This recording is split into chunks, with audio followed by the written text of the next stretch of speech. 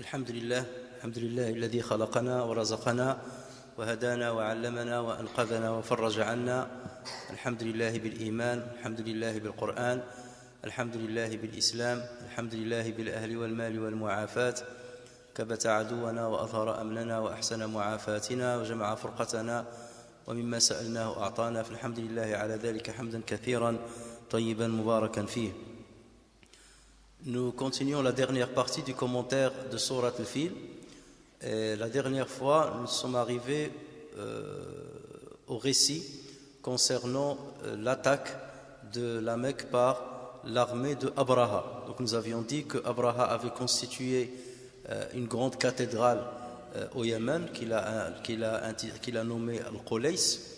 Et vu que les gens ne venaient pas, n'affluaient pas pour accomplir leur pèlerinage à cette cathédrale, et qu'il a appris qu'il y a un autre temple à la Mecque qui est le plus visité par les Arabes de la péninsule arabique, et suite aussi, selon certains autres récits, à la souillure qu'a fait un habitant des alentours de la Mecque à l'intérieur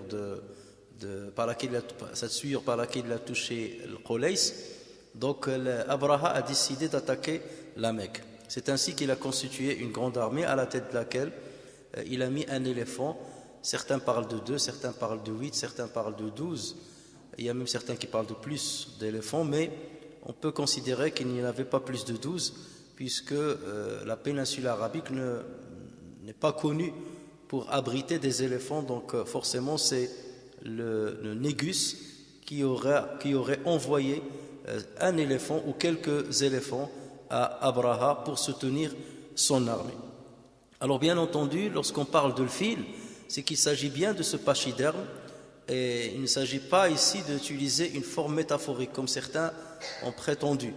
Certains ont voulu expliquer le fil par le mal, les gens du mal, ashab al-fil, les gens du mal, alors qu'il n'y a pas lieu de faire cela, ou bien de donner cette explication, d'autant plus que le prophète sallallahu alayhi wa sallam confirme qu'il s'agissait bien de ce pachyderme, de cet animal-là.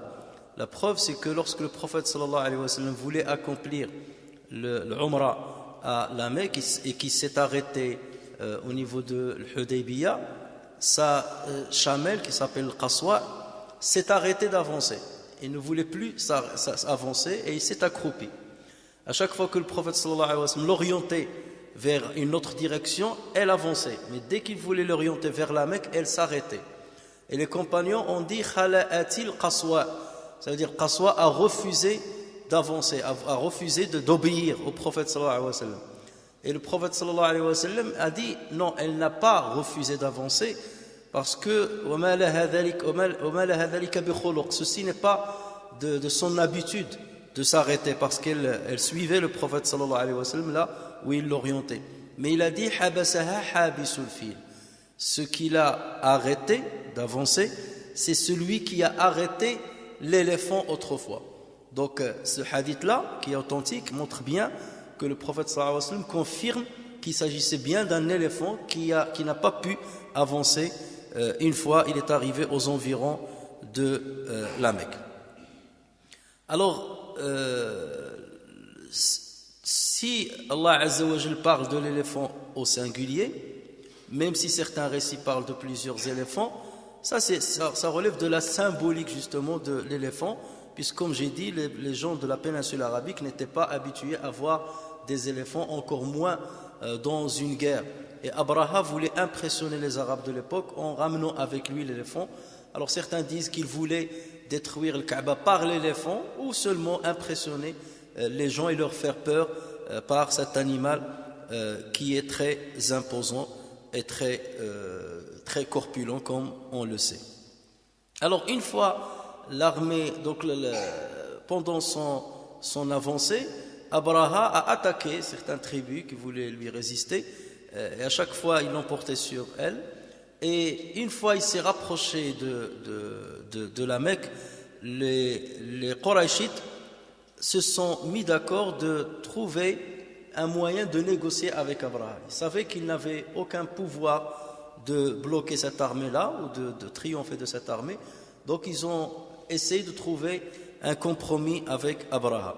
C'est alors que les grands chefs de la Mecque ont donné chacun une partie de son troupeau de chameaux pour le donner comme rançon à Abraha afin de le dissuader d'attaquer la Mecque. Donc il y avait des pourparlers qui ont commencé avec Abraha selon certains récits, mais bien entendu ce dernier était déterminé à attaquer Al-Kaaba. Et il a mis au courant les Qurayshites que son objectif n'est pas de les combattre. Il leur a dit voilà, si je suis venu, c'est pas pour vous combattre, mais uniquement pour détruire le Kaaba. Donc si vous ne vous dressez pas contre moi, si vous ne résistez pas contre moi, je ne vous ferai aucun mal. Et donc, mais laissez-moi la liberté d'attaquer Al-Kaaba. Et donc les Qurayshites se sont résignés et ils ont dit comme on ne pourra pas résister devant cette armée-là, donc on va le laisser faire. Alors c'est là où le grand-père du prophète sallallahu alayhi wa sallam, Abd al-Muttalib, est allé voir Abraha. Et Abd al-Muttalib, c'était quelqu'un de très beau. Rappelez-vous, lorsqu'on a parlé de Abu Lahab, on a dit qu'on l'a appelé Abu Lahab parce qu'il était beau. Et Abu Lahab n'est autre que le fils de Abd al-Muttalib. Donc Abd al-Muttalib était quelqu'un d'imposant, qui avait une grande personnalité, quelqu'un de sage, et il était aussi très charmant. Donc il était allé voir Abraha. L'ayant vu, Abraha est descendu de son trône pour s'asseoir avec lui. Certains disent que c'est parce qu'il a refusé, parce qu'il ne voulait pas qu'il s'assoie à côté de lui, qu'il lui est descendu s'asseoir par terre. Ou certains disent il est descendu s'asseoir par terre par respect à Abd al-Muttalib. Et donc il lui a dit pourquoi tu es venu. Il lui a dit je suis venu parce que tu as mis la main sur une partie de mon troupeau, 200 chameaux. Soit c'était les chameaux que Abd al-Muttalib avait proposés comme tous les chefs de Quraysh, afin de négocier avec Abraha, mais ayant refusé, donc il voulait restituer ses chameaux.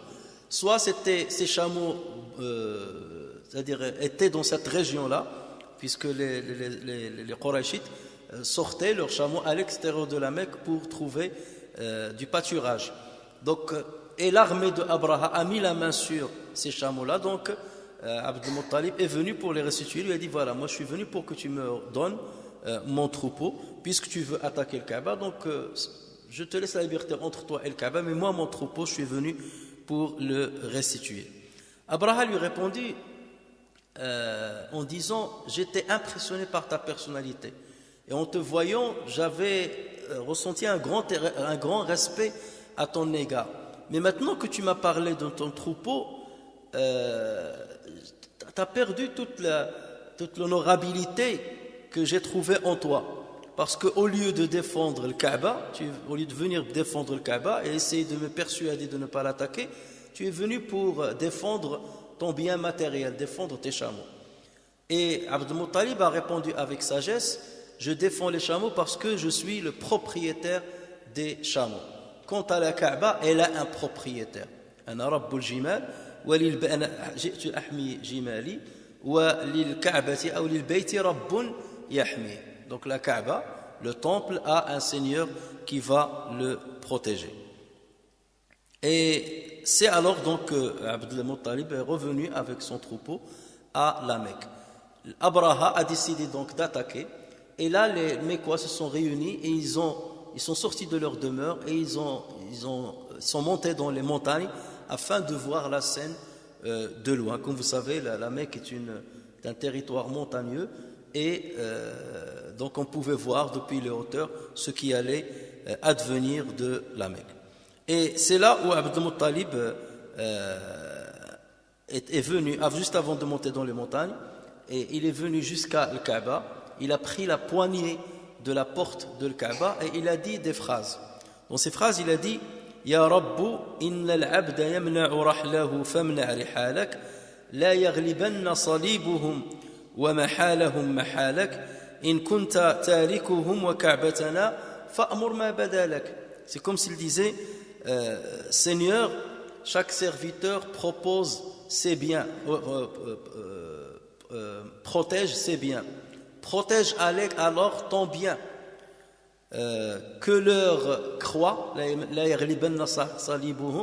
que leur croix ne triomphe pas, et que ton pouvoir soit mis en œuvre, ou que ton pouvoir apparaisse devant tout le monde.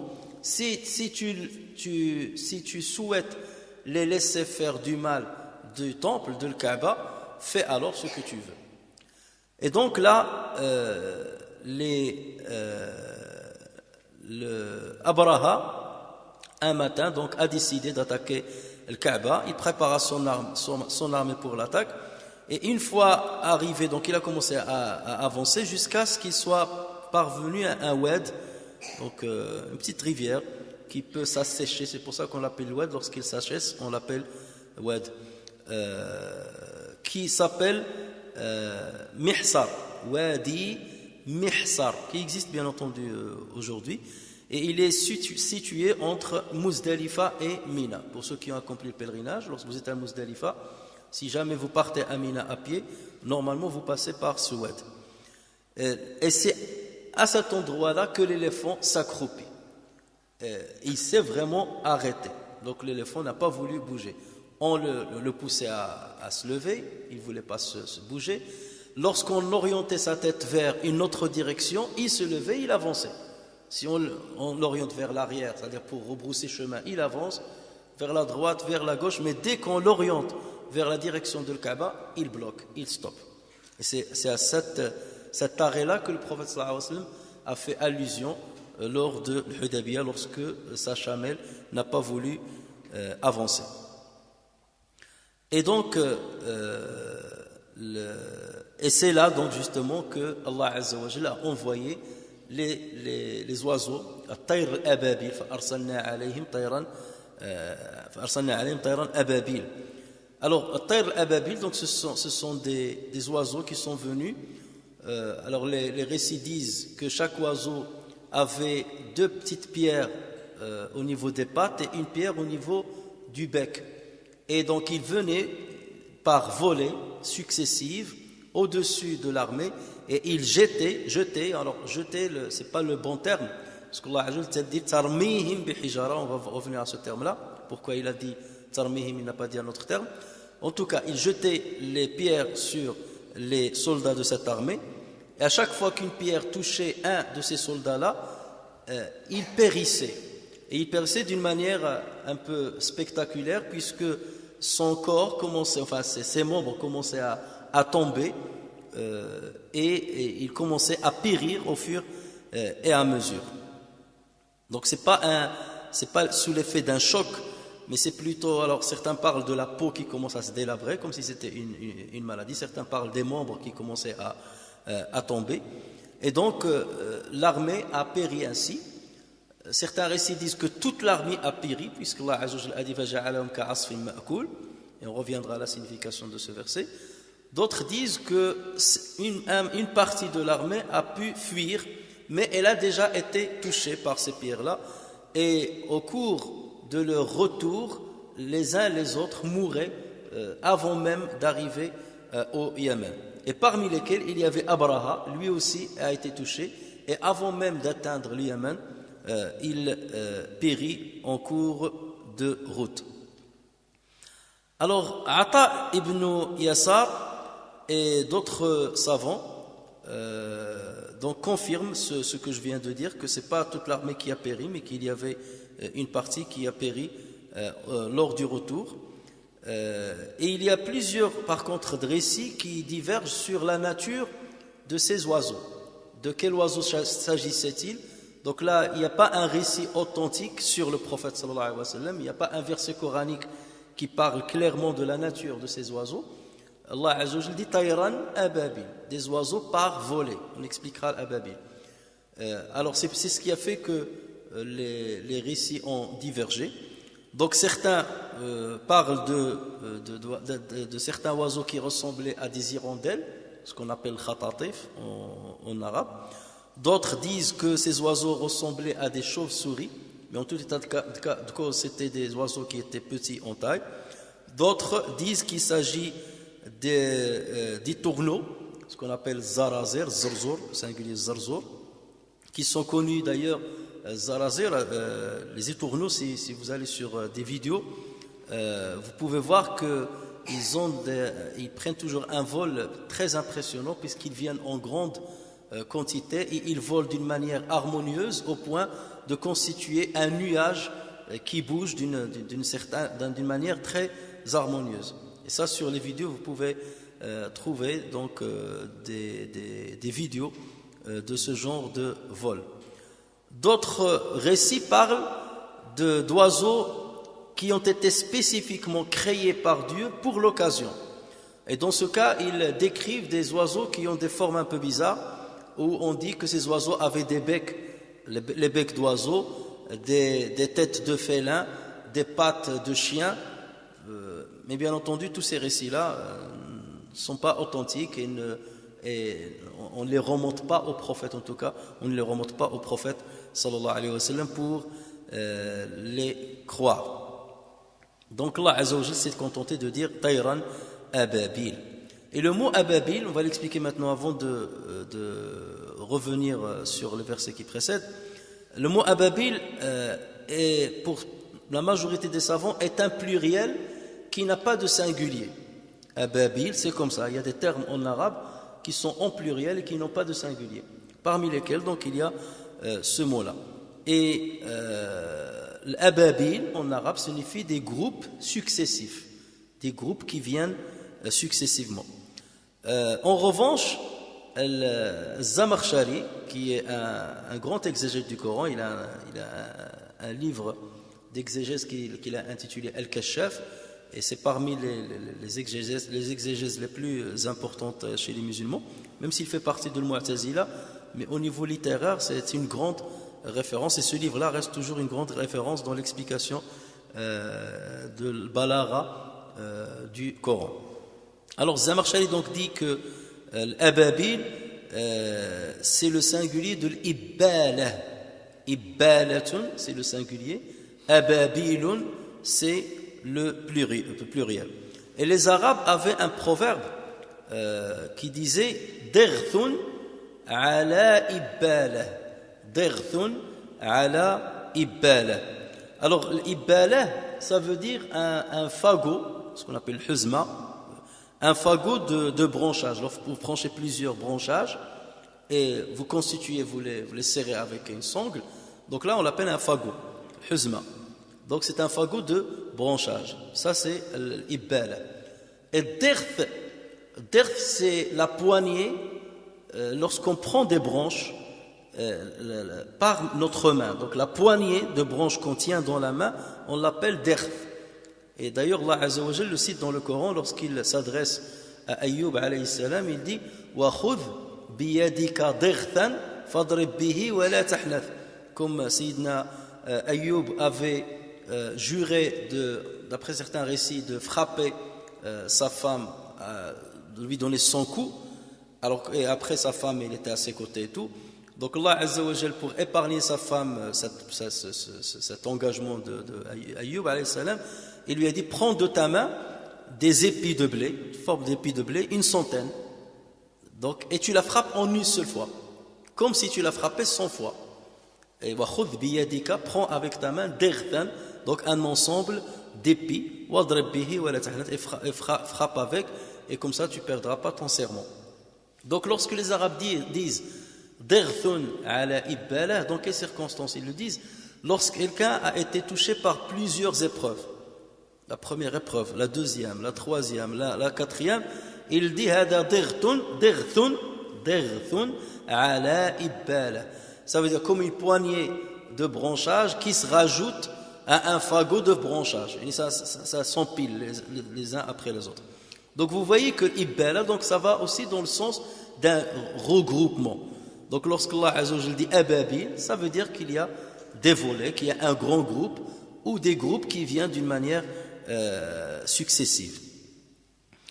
Alors, il y a certaines personnes qui ont donné des explications un petit peu extrémistes concernant l'envoi de ces oiseaux, mais l'avis bien entendu du juste milieu, c'est ce qu'on a dit. Et d'ailleurs, on rapporte sur Aïcha radhiyallahu anha qu'elle a dit que les oiseaux-là ressemblaient à des hirondelles, étaient de la taille des hirondelles. Et là aussi, comme vous le savez, les hirondelles aussi opèrent des vols, des vols en groupe. Ceux qui sont allés dans l'extrême, il y a certains qui ont dit, donc ce que j'ai cité, ceux qui ont dit que c'était des oiseaux créés spécifiquement pour l'occasion, qui avaient, comme j'ai dit, la tête d'un animal, le bec d'un animal, les pattes d'un animal. Donc là, c'est vraiment farfelu. Et il y a aussi d'autres explications qui ont commencé à être données dernièrement par certains savants, et pas des moindres d'ailleurs, mais là, ils ont dévié du sens du Coran, comme on va le voir. Comme lorsqu'ils ont dit que tayr, ça veut dire tous ceux qui volent. Donc ce n'est pas forcément des oiseaux, tous ceux qui volent. Et là, ils ont dit, c'est peut-être des moustiques, ou bien des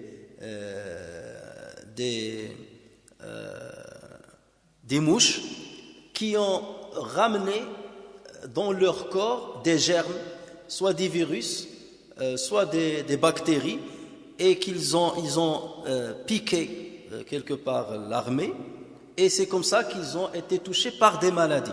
Alors certains parlent de la variole, judari, et comme la variole, ils ont été touchés par le judari. Vous savez que le judari, donc on l'attrape avec un virus qui est transmis justement par des insectes. Et certains parlent du parasite du paludisme, de la malaria, on l'appelait aussi la malaria. Et donc certains ont donné cette explication. Mais ça reste des explications farfelues qui ne respectent pas le sens des termes coraniques et qui ne respectent pas d'ailleurs l'importance de cet événement qui représente un miracle. Alors pourquoi certains vont dans ce genre d'explication? C'est que, comme je l'ai dit le dernier vendredi, les orientalistes, lorsqu'ils ont commencé à s'intéresser à l'islam, tout ça, donc ils ont commencé à critiquer certains versets ou certains récits qui parlent de miracles. Et les musulmans, pour ne pas être gênés, ont essayé toujours de donner des explications intelligibles à certains miracles. Par exemple, lorsqu'il s'agit de l'Isra ou le Mi'raj, ils disent le prophète sallallahu alayhi wa sallam a accompli l'Isra ou le Mi'raj par son âme et non pas par le corps. C'est comme si c'était un rêve. Et cette explication, bien entendu, si l'occasion arrive un jour, on l'expliquera en détail cela. C'est une explication bien entendu farfelue parce que dans ce cas, pourquoi Allah Azza wa Jalla va dire Subhanalladhi asra bi abdihi laylan min al. Est-ce qu'Allah Azza wa Jalla est incapable de donner un miracle au prophète sallallahu alayhi wa sallam? Allah Azza wa Jalla n'a-t-il pas donné des miracles physiques à d'autres prophètes? À Ayyub, on parlait de Ayyub là, on parle de Moussa alayhi salam, les 9 grands miracles de Moïse, les miracles de Jésus. Est-ce qu'Allah Azza wa Jalla est incapable de donner à Mohammed sallallahu alayhi wa sallam un miracle? Donc certains veulent réduire les miracles du prophète sallallahu alayhi wa sallam au Coran. C'est le seul miracle, disent-ils, que le prophète sallallahu alayhi wa sallam avait, mais il n'y avait pas de miracle physique. Lorsqu'on parle de Allah Azza wa Jalla dit Inshaqqati iqtarabati as-sa'atu wa inshaqa al-qamar, l'heure de la fin est arrivée et la lune s'est fissurée, s'est fondue. Ils disent non, la lune ne s'est pas fondue, ça c'est seulement une forme métaphorique. Et ça c'est très dangereux de tomber dans ce genre d'interprétation qui ne respecte pas le sens et l'essence du message coranique. Donc l'avis bien entendu le plus probant, c'est qu'il s'agissait bien d'oiseaux, et certains même ont dit que c'était des animaux qui ont ramené des pierres radioactives, et c'est la radioactivité qui leur a fait ça. Donc ça, il n'y a pas besoin de s'aventurer dans des explications comme ça, parce que on tombe dans le ridicule, alors qu'il y a une explication claire par rapport à ce que les Arabes savaient à l'époque même du prophète sallallahu alayhi wa sallam, et ils n'ont pas contredit ce que le Coran a dit, sinon ils auraient pu attaquer le Coran directement lorsque ces versets ont été, ou cette sourate a été révélée, d'autant plus qu'ils cherchaient le moindre prétexte pour ne pas croire au prophète sallallahu alayhi wa sallam. Alam tara kayfa fa'ala rabbuka bi ashabil fil alam yaj'al kaydahum fi tadlil. Donc on vient au deuxième verset. Alam yaj'al kaydahum fi tadlil, n'a-t-il pas rendu leur ruse complètement vaine? C'est comme ça que je reprends les traductions que vous trouvez qui sont les plus répandues. Alors dans ce deuxième verset, alam yaj'al kaydahum fi tadlil, Allah Azza wa Jal utilise la même forme rhétorique que ce qu'il a utilisé dans le premier verset. En l'occurrence, une forme interronégative. Alam tara kayfa fa'ala, alam yaj'al kaydahum. Donc c'est une forme n'a-t-il pas. Donc c'est une forme interronégative. Et on a dit qu'il y a une valeur affirmative. Tufidu al-iqrar. Alam yaj'al kaydahum fi tadlil. N'a-t-il pas rendu leur ruse vaine? Si, il a rendu leur ruse vaine. C'est ça ce qu'on appelle une forme interronégative à valeur affirmative. Alam yaj'al kaydahum, al-kayd. Al-kayd ici on l'a traduit par la ruse, et c'est effectivement la ruse. Le kayd, c'est lorsque tu utilises une ruse pour faire du mal à autrui. Donc le mal que voulait faire l'armée de Abraha, c'était bien entendu de détruire Al-Kaaba et de détourner les gens du pèlerinage qui était installé depuis l'époque d'Ibrahim vers un autre pèlerinage chrétien. Alam yaj'al kaydahum fi tadlil. At-tadlil, c'est le fait d'égarer quelqu'un du droit chemin ou du chemin qu'il voulait emprunter. At-tadlil. Alam yaj'al kaydahum fi tadlil, ça veut dire quoi? Ça veut dire qu'Allah Azza wa Jal ne leur a pas, enfin il les a détournés de l'objectif qu'ils avaient fixé depuis le départ. L'objectif c'était de détruire le Kaaba. Et Allah Azza wa Jal les a détournés de cet objectif. Alam yaj'al kaydahum fi tadlil. On revient au verset dont j'ai expliqué déjà quelques mots. Wa arsala alayhim tayran ababil. Et il leur envoya, ou il envoya sur eux des oiseaux par volée. Wa arsala alayhim tayran ababil. Alors, arsala alayhim, il envoya sur eux. Si Allah Azza wa Jal rattache l'envoi de cette armée d'oiseaux à lui-même, arsala alayhim, il leur a envoyé. Là, c'est pour montrer que cette attaque-là n'était pas le fruit du hasard. Parce que s'il avait dit وَجَاءَتْهُمْ طَيْرٌ أَبَابِيلٌ, des oiseaux par volée sont venus chez eux, ou non, arsala alayhim, il a envoyé. Donc, ça veut dire que c'est un acte qui a été fait spécialement pour cette occasion. D'où le caractère miraculeux. Et c'est pour cela ceux qui veulent essayer de trouver une explication qui n'a aucun lien avec le caractère miraculeux se trompent en long et en large. Puisque chaque mot dans cette sourate-là va dans le sens du caractère miraculeux qu'Allah Azza wa Jal a réservé spécifiquement pour cette occasion. Arsala alayhim, c'est un envoi prédéterminé, décrété par Allah tabaraka wa ta'ala, un envoi qui n'est pas le fruit de hasard ou qui n'était pas habituellement vu par les gens. Wa arsala alayhim. Ensuite, Allah Azza wa Jal a dit tayran ababil. Il n'a pas dit wa arsala alayhim tayran ababil. Il n'a pas dit il a envoyé sur eux les oiseaux. Il a dit il a envoyé sur eux des oiseaux. Donc il a utilisé le terme oiseau avec dans le sens indéterminé. Des oiseaux.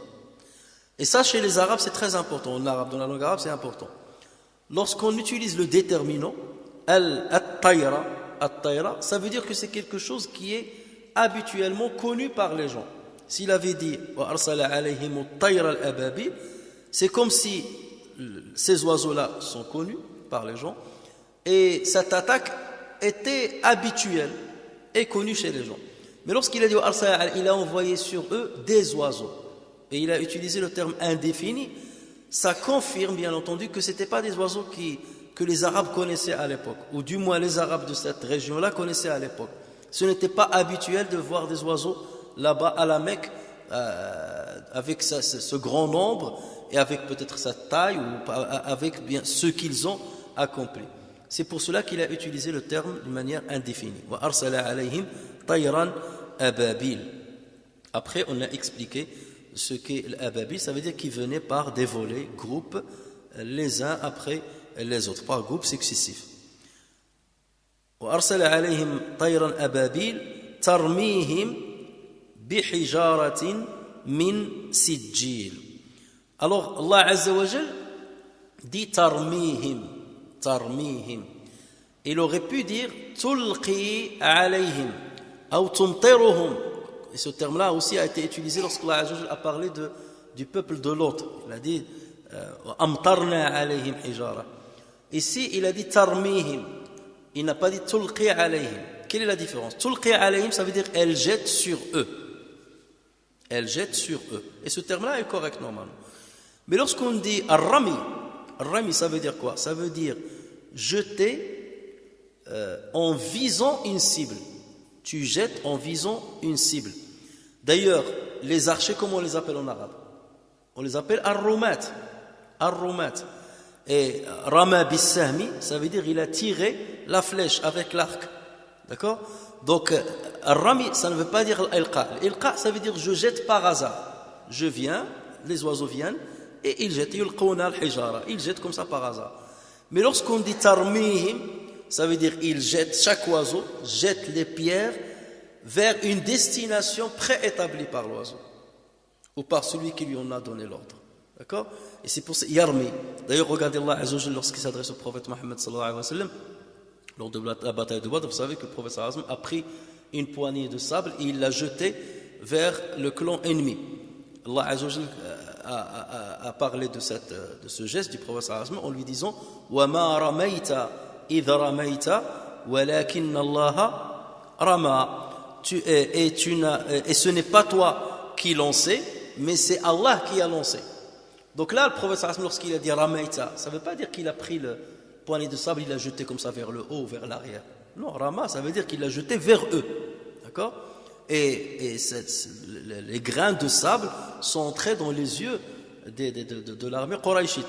Donc c'était un jet vers une certaine direction. Même si le prophète sallallahu alayhi wa sallam était loin, mais Allah Azza wa Jal a fait de sorte que ce jet-là arrive jusqu'à leurs yeux. Donc là, lorsqu'on parle, et là aussi on ne peut pas donner une explication autre que miraculeuse de ce geste du prophète sallallahu alayhi wa sallam, de ce jet du prophète sallallahu alayhi wa sallam. Lorsqu'Allah donc dit tarmihim, donc ça veut dire déjà ça aussi, il insiste sur ce côté miraculeux. Si c'était par hasard, jeté comme ça, il va dire tulqi alayhim. Mais lorsqu'il dit tarmihim, ça veut dire que chaque oiseau était envoyé à une personne bien déterminée. Et il jetait vers sa direction les pierres. Tarmihim bihijaratin min sijil. Alors sijil, ça veut dire quoi? Hijaratin min sijil. Des pierres, alors la traduction des pierres d'argile. Pourquoi on en est venu à expliquer sijil par l'argile? Sijil, ça c'est un terme à propos duquel les exégètes ont divergé. Certains disent c'est un terme arabe qui est d'origine arabe. En revanche, pour d'autres savants, ils sont nombreux, ils disent ce terme-là de sijil, c'est un terme perse. Il n'est pas d'origine arabe, il est d'origine perse. Et d'ailleurs, ça il faut le savoir, dans le Coran, il y a plusieurs vocables qui ont une origine non arabe. Et ça ne remet pas en cause l'arabité du Coran. Lorsqu'Allah Azza wa Jalla nous informe que le Coran a été descendu avec une langue arabe explicite, mubin, c'est parce que les Arabes ont emprunté parfois quelques mots d'autres langues. Et ce brassage entre les langues a toujours existé. Depuis que l'être humain existe, le brassage des langues a existé et l'arabe a pris des mots de l'extérieur et sont devenus a posteriori des mots connus par les Arabes et donc par la suite des mots arabes. Parmi ces mots-là, on trouve par exemple abariq. Abariq, c'est les aiguillères. Ibriq. Ibriq, ça c'est pas un terme d'origine arabe. Istabraq, le brocart. Istabraq. Zanjabi, le gingembre. Donc zanjabi, c'est pas un mot d'origine arabe. Tarout, c'est pas un mot arabe. Firdaus, ce n'est pas un mot arabe. Il y en a plusieurs comme ça dans le Coran. Donc pour certains savants de la langue arabe, ils disent que as-sijil vient de deux termes perses, c'est as-sanju ou al-jillu. Sanj et l-jil. Sanj et l-jil. Sanj signifie pierre et l-jil signifie l'argile. Donc sijil sans dire hijara, sans préciser pierre. Si je dis sijil, ça veut dire automatiquement des pierres d'argile, des pierres qui ont une origine qui sont d'origine d'argile. Alors, d'autres exégètes ont dit que c'est un terme qui est arabe et qui signifie l'argile. Mais en tout état de cause, on peut comprendre le sens de ce mot en revenant au Coran lui-même. Et d'ailleurs, ça, c'est pédagogiquement, c'est ce que nous devons toujours faire. Lorsqu'on trouve un terme dont on trouve une difficulté à comprendre le sens, on voit dans le Coran si ce terme a été cité ailleurs, et selon le contexte du récit, on peut comprendre son sens. Le terme de sijil a été utilisé dans le Coran lorsqu'Allah Azza wa Jal parle en particulier de Qawm Lot, du peuple de Lot, donc Sodome. Allah Azza wa Jal dans Surat Hud, verset 82 dit فَلَمَّا جَاءَ أَمْرُنَا جَعَلْنَا عَالِيَهَا سَافِلَهَا وَأَمْطَرْنَا عَلَيْهَا حِجَارَةً مِنْ سِجِّيلٍ مَنْضُودٍ. Voilà le terme sijil. وَأَمْطَرْنَا عَلَيْهَا حِجَارَةً مِنْ سِجِّيلٍ مَنْضُودٍ. Et lorsque vint notre ordre, nous renversâmes la cité du peuple de l'autre, nous renversâmes la cité de fond en comble et fîmes pleuvoir amtarna. Vous voyez ici, c'est pas comme Ar-Rami. Ça c'est amtarna, ça vient de le matar. Matar c'est la pluie. Amtarna, ça veut dire nous fîmes pleuvoir sur elle en masse des pierres de sijil. Je ne vais pas traduire ici exprès. Des pierres de sijil accédant les unes, se succédant les unes les autres. Mandoud, là aussi se succédant les unes les autres, les unes après les autres, comme une rafale, comme un tir avec des armes, avec des balles qui se suivent, une mitraillette qui tire les balles l'une après l'autre. Et dans Surat Dhariyat, versets 32 et 33, en parlant toujours de Qawm Lot, Allah Azza wa Jal parle des anges, des quelques anges qui ont rendu visite à Ibrahim alayhi salam. Ils lui ont annoncé que sa femme allait tomber enceinte, et ensuite Ibrahim alayhi salam leur a dit pourquoi vous êtes venus, et ils lui ont dit inna ursilna ila qawmin mujrimin, nous avons été envoyés à un peuple criminel, linursila alayhim hijaratan min tin, afin d'envoyer sur eux des pierres d'argile. Donc dans un verset il dit hijaratan min sijil, et dans ce verset là il dit hijaratan min tin. Est-ce qu'il y a une contradiction dans le Coran? Pas du tout. Donc qu'est-ce qu'on comprend de là? C'est que sijil veut dire at-tin, sijil veut dire l'argile, sauf qu'une fois il a utilisé sijil et l'autre fois, il a utilisé son synonyme ou l'explication de ce qu'est sijil, donc c'est tin. Et dans ce cas-là, si le mot sijil est un mot étranger à la langue arabe, son équivalent dans la langue arabe, c'est at-tin. D'accord? Alors pourquoi dans ce cas Dieu a utilisé sijil? Allahu a'lam. Il se peut qu'avec des études archéologiques, on détermine plus tard que le mot sijil chez les Perses, c'est ça, enfin veut dire tin, et c'est après qu'on dira le Coran l'a cité, et il l'a cité par rapport à la question le peuple de l'autre, ou bien par rapport à ce qui est arrivé à l'armée de Abraha. Qui sait, parce que tôt ou tard ces événements-là ont forcément laissé des traces physiques et palpables. Et c'est là où normalement les musulmans devaient faire des recherches archéologiques et ainsi de suite, parce que je suis sûr qu'on peut trouver encore des preuves. Et regardez, lorsque je vous ai dit la dernière fois que à l'époque du prophète sallallahu alayhi wa sallam, il y avait certains qui avaient déjà gardé des pierres, c'est-à-dire plusieurs pierres qui ont été lancées qui étaient noires avec des traits rougeâtres. Et ça, c'est quelque chose qu'on peut forcément peut-être trouver dans le web dont j'ai parlé tout à l'heure de Mihsar. Peut-être en faisant des études archéologiques, on trouverait encore ces pierres-là qui ont ces caractéristiques. Et en les étudiant, on va voir que leur origine, c'est de l'argile. Donc là, c'est une première explication. Alors, Une autre explication a été donnée par d'autres exégètes, c'est que Sijil, ils disent, c'est la même chose que Sijin, sauf que le lam et le nun ont été changés dans un verset et dans un autre. Et Sijin a été cité dans Surat al-Mutaffifin. Kalla inna kitab al-fujjari lafi Sijin wa ma adraka ma Sijin. Et le mot Sijin, lorsqu'on arrivera à cette sourate-là, a plusieurs significations, parmi lesquelles, il y a certains qui disent c'est comme une prison, ça vient de Sijn, et d'autres disent non, Sijin, ça veut dire l'enfer. Ça veut dire l'enfer. Et dans ce cas, ces exégètes, qu'est-ce qu'ils ont dit? Même si c'est une explication marginale, mais je vous le dis quand même, parce que ça a été dit, ils disent que ça veut dire ils leur jettent des pierres qui ont été au départ de l'argile, mais cette argile-là a été brûlée pour qu'il devienne dur dans l'enfer. Donc voilà l'association qu'ils ont faite, dans l'enfer, en se référant à Surat al-Mutaffifin. Mais là, bien entendu, le fait qu'il faut prouver que le lam qui est venu à la place de nun, ça veut dire exactement la même chose, ça, il n'y a pas de preuve là-dessus.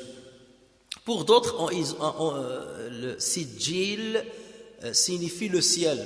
Tarmihim bihijaratin min sijil, ça veut dire il leur jetait des pierres depuis le ciel. Tarmihim bihijaratin min sijil, leur jetait des pierres depuis le ciel. Mais ces deux explications-là restent marginales. L'explication la plus plausible et qui respecte l'esprit de la langue arabe et la plus connue et qui est répandue chez la majorité des exégètes, c'est as-sijil, c'est at-tain. Et la preuve, c'est les versets que je vous ai cités concernant le peuple de Lot et le Coran. Il n'y a pas mieux que le Coran pour s'expliquer lui-même.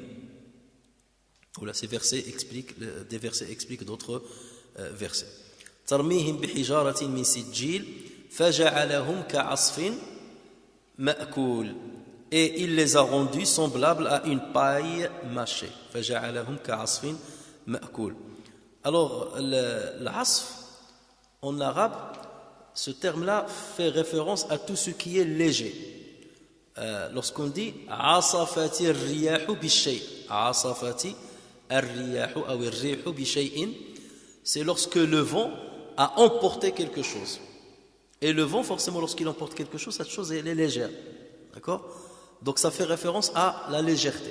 Al-asf fait référence à la légèreté. Donc, c'est quoi l'asf dans la langue arabe? L'asf, selon les savants, c'est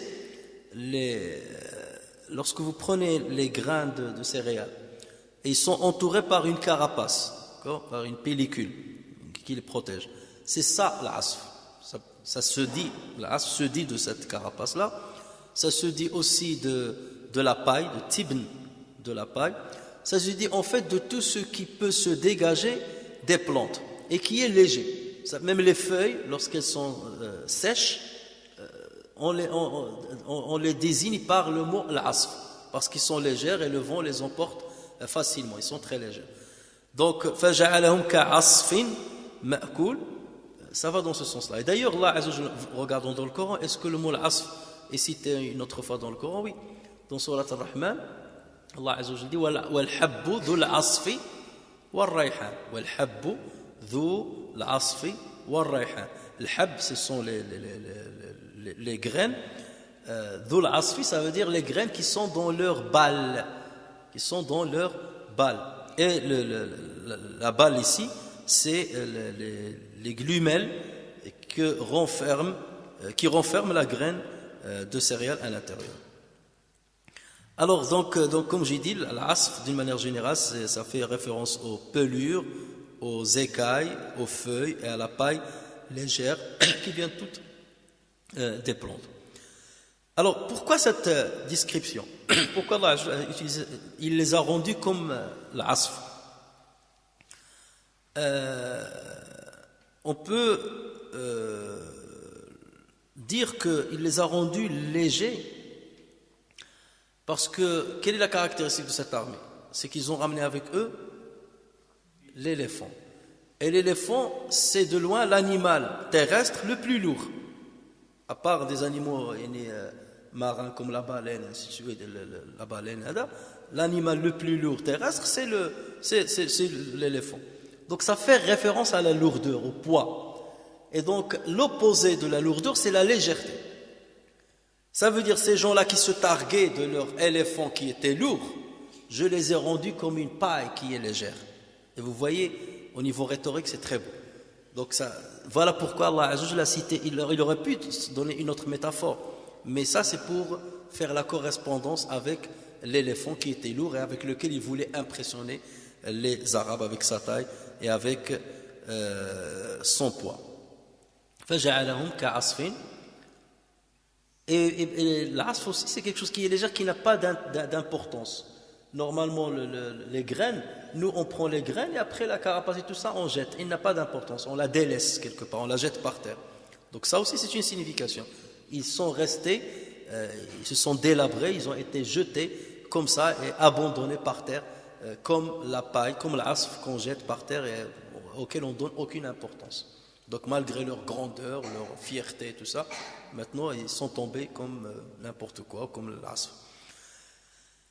Allah Azza wa Jal aurait pu s'arrêter là. Il dit فَجَعَلَهُمْ كَالْعَصْفِ ou جَعَلَهُمْ كَالْعَصْفِ. Vous savez. Mais là, Allah Azza wa Jal dit فَجَعَلَهُمْ كَعَصْفٍ مَأْكُولٍ. Ma'koul vient du verbe akala. Akala, ça veut dire manger, consommer. Alors pourquoi Allah Azza wa Jal ne s'est pas contenté de dire l'asf et il a rajouté ce qualificatif? On peut le comprendre de deux manières. فَجَعَلَهُمْ كَعَصْفٍ مَأْكُولٍ. L'asf al-ma'koul, c'est que lorsque vous avez un animal, des bestiaux qui vont manger la paille, forcément va tomber de leur bouche des petits morceaux de cette paille-là. Alors, ce qui tombe, c'est quelque chose qui... Et l'animal ne prend pas la peine d'aller chercher ces petits morceaux. Pour lui, ça n'a plus d'importance. Donc, c'est encore plus petit que la paille. C'est-à-dire, c'est moins important que la paille elle-même. On consomme la paille et restera des débris de la paille auxquels personne ne donne d'intérêt. Parce qu'on peut dire, oui, mais la paille, les animaux, ils ont de l'importance pour la paille. Ah ben, c'est les débris de la paille, en plus. Ce qui reste lorsque l'animal consomme la paille. Donc ça veut dire là, au plus bas de l'échelle de l'avilissement et de l'humiliation, quelque part. Donc plus bas que bas. Donc ça, on peut le comprendre comme ça. Ça veut dire ce qui a été consommé de la paille, ce qui reste de ce qui a été consommé de la paille. On peut le comprendre de cette manière-là. La deuxième manière de comprendre ce qualificatif, ou bien le deuxième sens, et il est toujours correct aussi, c'est que la paille, lorsqu'on la délaisse par terre, elle va fermenter, et cette fermentation, bien entendu, elle se fait par des bactéries, par des champignons, par des animaux peut-être qui ne sont pas visibles à l'œil nu, ou par des animaux de la terre, qui vont consommer cette paille-là, la fermenter, et la rendre encore plus petite et encore plus insignifiante, et encore moins importante. D'accord ? Donc c'est les animaux, ou bien ces bactéries, qui vont manger cette paille. Donc là aussi, ça peut être dans ce sens-là. Donc dans un sens ou dans un autre. C'est la paille elle-même qui est mangée par des animaux, ou ce qui reste de la paille lorsqu'elle est mangée. Donc c'est pour montrer le bas degré dans lequel il les a réduits, alors qu'ils étaient une armée qui impressionnait tous les Arabes qui étaient dans son chemin vers la Mecque. Alors c'est comme ça qu'on termine donc le commentaire de cette sourate. Et juste après cette sourate vient bien entendu sourate Quraysh qu'on a expliqué auparavant. Et là on comprend pourquoi Allah Azza wa Jal a protégé Quraysh qui allait être anéanti peut-être par cette armée ou l'ilaf Quraysh. C'est pour les protéger, pour leur permettre de s'habituer à des voyages en toute sécurité. Et vous reviendrez à ce qu'on a dit dans le commentaire de sourate Quraysh. Donc maintenant vous comprenez. Là c'est la signification. Tout ça, pourquoi tout ça? La justification. Ça c'est la justification pour ilaf Quraysh. D'accord? Mais on a dit qu'il y a plusieurs significations, mais ça on peut le comprendre comme ça. Maintenant reste une question, c'est par ça qu'on va terminer, qu'on peut poser après avoir compris maintenant le sens de cette sourate. C'est qu'on peut dire, comment se fait-il que dans plusieurs passages coraniques, Allah Azza wa Jal qualifie le haram, le Mekki, de l'amin, de l'amin. Haraman aminan. وهذا البيت الأمين. Ça veut dire un haram qui est sécurisé.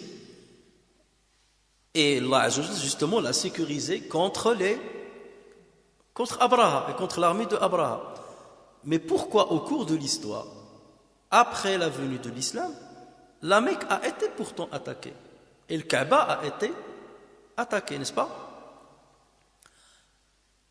Donc, est-ce qu'il y a une contradiction avec les versets qui disent que cette demeure-là ou cette terre-là est sécurisée, elle est protégée, alors que l'histoire montre qu'il y a eu des contre-exemples où on l'a attaqué?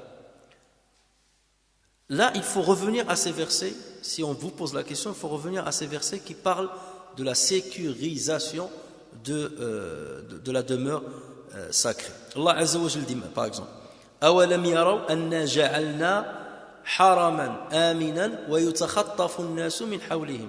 Ne voit-il pas que vraiment nous avons fait un sanctuaire, c'est-à-dire la Mecque, un sanctuaire sûr, alors que tout autour d'eux, on enlève les gens? Alors le premier verset là, ce verset-là, il faut le comprendre. Ne voit-il pas, il parle de qui ici? Il parle des Qurayshites. C'est clair, il ne parle pas de n'importe qui, il parle des Qurayshites. Parce qu'il dit وَيُتَخَطَّفُ النَّاسُ مِنْ حَوْلِهِمْ. Le damir là, le pronom là, him, revient aux Qurayshites. Les gens sont en insécurité autour d'eux, alors qu'eux, ils sont dans un territoire protégé. Donc là, il parle de Quraysh, pas avec d'autres. Donc ce verset-là, il concerne Quraysh avant l'avènement de l'islam, avant que le prophète Mohammed sallallahu alayhi wa sallam ne vienne. Et c'est vrai, le haram a été protégé par Allah Azza wa Jalla depuis Ibrahim jusqu'à l'avènement du prophète Mohammed sallallahu alayhi wa sallam. Donc ça, c'est une vérité, il n'y a pas de contradiction. Mais le verset-là ne parle pas après la venue du prophète sallallahu alayhi wa sallam. Donc ce verset-là ne concerne pas cette question, puisqu'il parle il s'adresse à il parle d'une époque bien déterminée. Par contre, lorsque Allah Azza wa Jalla dit wa hadha al-baladi al-amin, ou lorsque Allah Azza wa Jalla dit wa man dakhalahu kana amina, je jure par ce pays ou par cette cité sûre ou sécurisée, celui qui entre dans cette demeure-là sera sécurisé. Comment on peut comprendre ces versets-là alors que le temple n'a pas été sécurisé à certaines périodes? Alors lorsqu'on dit qu'il n'a pas été sécurisé à certaines périodes, on va les citer. C'est à l'époque par exemple de Marwan ibn al-Hakam, à l'époque d'Abdullah ibn Zubayr, lorsqu'il a été attaqué par le Hajjaj, on a jeté des pierres par des catapultes sur la Mecque, sur le Kaaba. Et le Kaaba a été détruite. Après, il a été reconstruite. Le Qaramita, ce sont des chiites qui vivaient dans l'actuel Bahreïn, qui sont venus à la Mecque, ils ont attaqué le Kaaba, ils ont tué 30 000 pèlerins en un seul jour, et ils les ont jetés dans Zamzam, vers la place de Zamzam. 30 000 pèlerins qu'ils ont tués, et ils ont volé le Hajar al-Aswad pendant plus de 20 ans, avant de le restituer en petits morceaux. Maintenant, il est en petits morceaux qu'on a collés avec du ciment. Donc ça, ce sont des événements, et en 1979, le Kaaba a été attaqué par un groupe de radicaux à la tête desquels il y avait Mohammed bin Abdullah al-Qahtani qui s'est fait passer pour le Mahdi al-Muntadhar. Et ils étaient à peu près 400 personnes, ils ont fermé les portes du Kaaba, il est rentré à l'intérieur, il a demandé aux gens de lui faire l'allégeance et qu'il s'agissait de le Mahdi. Et l'Arabie Saoudite était obligée d'émettre une fatwa de permettre de les attaquer à l'intérieur de le Kaaba, et ils ont fait appel au GIGN français d'ailleurs, auxquels ils ont fait des attestations de conversion, ils se sont convertis à l'islam pour les autoriser à entrer à Al-Kaaba. Bref, ça c'est l'histoire des catastrophes qui sont dans l'histoire des musulmans. Et on a libéré, après quelques jours, une quinzaine de jours, on a libéré le Kaaba, et l'homme a été tué, cet homme a été tué dans le Kaaba, son bras droit a été condamné à mort en 1980. Donc voilà, ça, ce sont des événements qui montrent que le Kaaba n'a pas été si sécurisé que cela. Mais Allah Azza wa Jalla, lorsqu'il parle de sécurité, dans quel sens il faut le comprendre? Lorsqu'Allah Azza wa Jalla dit هذا البلد الأمين ومن دخله كان آمنا أيضا, l'amin ici, la sécurité, il faut la comprendre selon plusieurs façons. Est-ce qu'Allah Azza wa Jal, dans certains types de ce verset-là, il est en train de nous informer que ce territoire-là est sécurisé, ou est-ce qu'il est en train de nous demander de sécuriser ce territoire? C'est deux choses différentes. Et en arabe, ces deux choses peuvent avoir la même forme. Je cite un exemple. Lorsqu'Allah Azza wa Jal dit وَالْمُطَلَّقَاتُ يَتَرَبَّصْنَ بِأَنفُسِهِنَّ ثَلَاثَةَ قُرُوءٍ وَالْمُطَلَّقَاتُ يَتَرَبَّصْنَ بِأَنفُسِهِنَّ ثَلَاثَةَ قُرُوءٍ. Si je veux traduire ce verset là mot par mot, les femmes divorcées, mutallaqat, attendent pendant une période de 3 menstrues. Est-ce que ceci c'est une information ou un ordre? Les femmes divorcées attendent, yatarabbasna, attendent une période de viduité de 3 menstrues. Ça c'est un ordre. C'est pas une information. Si on dit c'est une information, ça veut dire toutes les femmes du monde, lorsqu'elles sont divorcées, elles attendent 3. Non, c'est pas une information. Allah Azza wa Jalla est en train de donner un ordre. Ça veut dire les femmes, j'ordonne aux femmes musulmanes, lorsqu'elles sont divorcées, d'observer une période de viduité de 3 menstrues. D'accord? Dans l'apparence du texte, c'est comme si c'était une information. Mais la signification, ça n'a qu'une seule signification, c'est un ordre. Donc lorsqu'Allah Azza wa Jalla parle de la sécurité de l'haram, c'est qu'il est en train de donner l'ordre. Sécurisez al-haram. Ne faites pas de guerre au niveau de l'haram. Donc Allah Azza wa Jalla peut donner l'ordre. Mais est-ce que les êtres humains vont forcément obéir à Allah Azza wa Jalla? Pas forcément. Ils peuvent lui désobéir. Ils peuvent lui désobéir. Donc lui, il n'a pas informé, il est en train d'ordonner.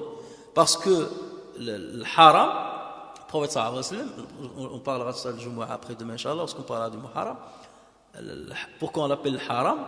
C'est parce qu'il y a certaines choses qui sont interdites à faire. Et le prophète sallallahu alayhi wa sallam a dit c'est un haram, mais le haram m'a été permis pendant 1 heure dans la journée, au moment de le Fath Mecca. Allah a donné l'autorisation au prophète sallallahu alayhi wa sallam de faire la guerre à l'intérieur de l'haram s'il fallait. Il lui a autorisé ça. Ça veut dire cette interdiction-là, il a été levé pour le prophète sallallahu alayhi wa sallam. Et le prophète sallallahu alayhi wa sallam, il a dit cette interdiction-là ne sera pas levée pour quelqu'un après moi. Ça veut dire il est interdit pour vous de le faire, mais si vous le faites, vous aurez commis un péché. Mais ça ne veut pas dire que vous avez défié l'ordre d'Allah Azza wa Jal, mais vous n'êtes pas allé contre la volonté d'Allah Tabaraka wa Ta'ala. Ça c'est ce qu'on appelle, les savants ils différencient entre la volonté législative, al-irada al-shri'iyya, ou l'irada al-kawniyya. L'irada al-kawniyya, tu ne peux pas aller contre elle. Dieu veut qu'il t'arrive quelque chose, que la pluie tombe. L'irada al-kawniyya, personne ne peut l'arrêter. Ou l'irada al-shri'iyya, c'est la volonté législative. Je veux que vous fassiez ça. Mais vous pouvez ne pas obéir. Les gens peuvent ne pas obéir parce que Allah leur a donné la capacité de désobéir. Les anges, non. Les anges ne peuvent pas désobéir. D'accord? Ils se soumettent à l'ordre d'Allah. Mais les êtres humains peuvent ne pas obéir à la législation qu'Allah a voulu pour eux et choisir autre chose. Parce qu'Allah l'a autorisé. Bon, ça c'est un sujet de l'Aqidah dans lequel je fais une allusion, mais sans rentrer trop dedans. Alors donc là, certains versets qui parlent de la sécurité de la Mecque, c'est dans le sens où Allah ordonne de sécuriser la Mecque, de ne pas faire la guerre pendant l'Ashhur al-Hurum par exemple, comme l'Ashhur al-Hurum, de ne pas faire la guerre dans ce territoire-là. Donc ça, c'est pour sécuriser les gens. L'autre chose, c'est que Allah Azza wa Jalla aussi, il informe à travers ces versets aussi que ce haram-là sera sécurisé contre tout châtiment divin, à l'instar des châtiments qui ont détruit certaines autres cités autrefois ou plus tard. Allah peut descendre son courroux, son châtiment sur une cité et la détruire, comme on a cité par exemple le peuple de Lot. Mais Allah s'est engagé de ne pas faire descendre son châtiment sur ce haram-là. Il est sécurisé, Allah l'a sécurisé pour qu'il ne fasse pas tomber le châtiment dessus. Et c'est pour cela qu'Allah Azza wa Jalla n'a pas fait descendre un châtiment sur les Qurayshites lorsqu'ils ont désobéi au prophète sallallahu alayhi wa sallam. Allah Azza wa Jalla a voulu ce territoire-là ne pas descendre de châtiment dessus. Donc on peut le comprendre aussi dans ce sens-là. Il y a un autre sens, c'est qu'Allah Azza wa Jalla a sécurisé ce territoire contre l'invasion de l'antéchrist, de le Masih ad-Dajjal. Puisque le prophète sallallahu alayhi wa sallam a dit dans un hadith rapporté par le Bukhari, Laysa min baladin illa sayata'uhu ad-Dajjal illa Makkah wal Madina.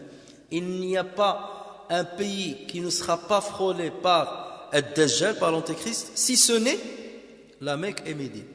Donc il est amin, il est sécurisé contre l'attaque de le Masih ad-Dajjal. Donc là, ça va dans ce sens-là. Pourtant, le prophète sallallahu alayhi wa sallam, qu'est-ce qu'il dit dans un hadith? Il dit Yaghzou, parmi les signes de la fin des temps, Yaghzou jayshun il-Ka'ba. La Kaaba une armée va tenter d'attaquer le Kaaba. Et lorsqu'ils seront à un endroit de leur chemin vers le Kaaba, ils vont être engloutis par la terre. Et c'est là où Aïcha radhiyallahu anha dit mais ils vont être tous engloutis alors que parmi eux il y a certains qui sont au service des soldats, qui ne sont pas là pour faire la guerre, mais eux ça leur a été imposé d'être au service des soldats. Et il a dit, Allah Azza wa Jalla les engloutira tous et après il va les ressusciter chacun selon son intention. Le hadith là vous pouvez le trouver dans Riyad Salihin. Un autre hadith, c'est que le prophète sallallahu alayhi wa sallam a confirmé que le Kaaba peut être attaqué par les musulmans eux-mêmes. Il n'y a que les musulmans qui peuvent attaquer eux-mêmes le Kaaba. Dans un hadith rapporté par l'imam Ahmed et authentifié par l'Albani, le prophète sallallahu alayhi wa sallam dit yubaya'u li rajulin bayna ar-rukni wal maqam. On va faire allégeance à un homme entre le rukn de l'Hajar al-Aswad, le rukn de la pierre noire, et maqam Ibrahim. On fera allégeance. Est-ce que cet homme-là est pieux ou il n'est pas pieux? Le prophète sallallahu alayhi wa sallam n'a pas précisé. Yubaya'u li rajulin bayna ar-rukni wal maqam. On fera allégeance à un homme entre le Hajar al-Aswad et le maqam. Et ensuite le prophète sallallahu alayhi wa sallam a dit walan yastahilla hadha al-bayta illa ahluh. Personne ne peut faire du mal à cette demeure si ce n'est les siens, c'est-à-dire les propriétaires de cette demeure, ça veut dire les musulmans. Illa ahluh. Donc ça veut dire qu'Allah a protégé cette demeure des non-musulmans, mais pas des musulmans eux-mêmes. Parce que les musulmans sont sous les ordres de Dieu et ils les testent à ce niveau-là, ils les éprouvent par les décrets. Donc, et d'ailleurs, rappelez que lorsque le prophète sallallahu alayhi wa sallam a demandé à Allah Azza wa Jalla plusieurs invocations, et il lui a dit ne fais pas périr ma communauté par un châtiment. Il a dit elle ne sera pas périe par un châtiment. Protège-les pour qu'ils ne se combattent pas entre eux. Il lui a dit non, celle-là, non, je ne te l'accorde pas. Ils se combattront entre eux. D'accord? Il a dit c'est un privilège que Dieu n'a pas voulu donner à Mohammed sallallahu alayhi wa sallam. Donc pareil, ce sont les musulmans qui feront du mal à le Kaaba, et le prophète sallallahu alayhi wa sallam l'a dit. وَلَنْ يَسْتَحِلَّ هَذَا الْبَيْتَ إِلَّا أَهْلُهُ. Et d'ailleurs, l'histoire, c'est ce qu'il a prouvé. C'était des musulmans. Les exemples que je vous ai cités, les seuls exemples d'ailleurs qui existent, celui qui s'est passé pour le Mehdi, c'était un musulman à la base. Le Qaramita, c'est des musulmans à la base. À l'époque de Abd Malik ibn Marwan, lorsque l'armée d'Abd Malik ibn Marwan, à la tête de laquelle il y avait le Hajjaj, a attaqué le Kaaba, c'est des musulmans. D'accord? Donc il n'y a que les musulmans qui ont fait du mal à le Kaaba. Et donc le prophète sallallahu alayhi wa sallam a dit, ensuite il a dit فَلَا تَسْأَلْ عَنْ هَلَكَةِ الْعَرَبِ. Ne pose pas de questions alors, lorsque ça va arriver, ne pose pas de questions sur l'état des Arabes. Ils seront dans un état grave, d'égarement grave. Ça, c'est هَلَكَةِ الْعَرَبِ. Ensuite, et ça c'est parmi les signes de la fin des temps. ثُمَّ تَجِيءُ الْحَبَشَةِ.